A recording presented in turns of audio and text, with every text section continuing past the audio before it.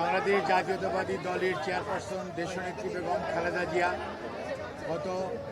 23শে November থেকে এবার care হসপিটালে ভর্তি আছেন, চিকিৎসাধীন আছেন। ডাক্তার শাহাবুদ্দিন তালুকদারের নেতৃত্বে গঠিত একটি মেডিকেল বোর্ড, অর্থাৎ এই মেডিকেল বোর্ডে এখন দেশি বিদেশি চিকিৎসকদের সমন্বয়ে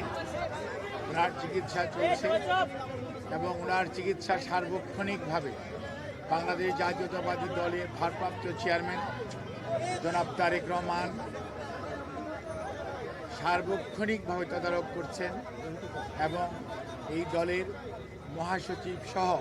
স্থায়ী কমিটির সকল সদস্যরা এবং সকল সিনিয়র নেতৃবৃন্দ ওনার চিকিৎসার ব্যাপারে সার্বক্ষণিকভাবে সহযোগিতা করে যাচ্ছেন। আর এই পর্যায়ে দেশনেত্রী বেগম খালেদা জিয়ার চিকিৎসার ব্যাপারে আমরা আগেও আপনাদের মাধ্যমে দেশবাসীকে অবগত করেছি, আজকেও আবারও ওনার সর্বশেষ অবস্থা আপনাদেরকে জানানোর জন্য এখানে উপস্থিত হয়েছে।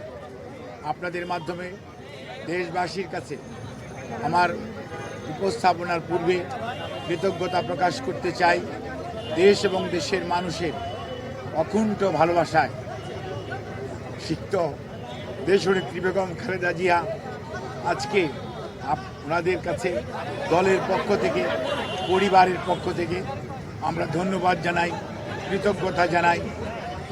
যাতে যারা ওনার জন্য দেশে বিদেশে সুস্থতার জন্য যার যার ধর্মমত চেষ্টা করে যাচ্ছেন, সেই সাথে এবার কেয়ার হসপিটাল তার চিকিৎসক, নার্স, কর্মকর্তা সহ আপনারা এবং দেশের লক্ষ কোটি জনতা, যারা বিএনপি এবং বিএনপির বাইরের সকল পর্যায়ের নেতা কর্মী এবং সাধারণ মানুষ ওনার জন্য দোয়া করছেন,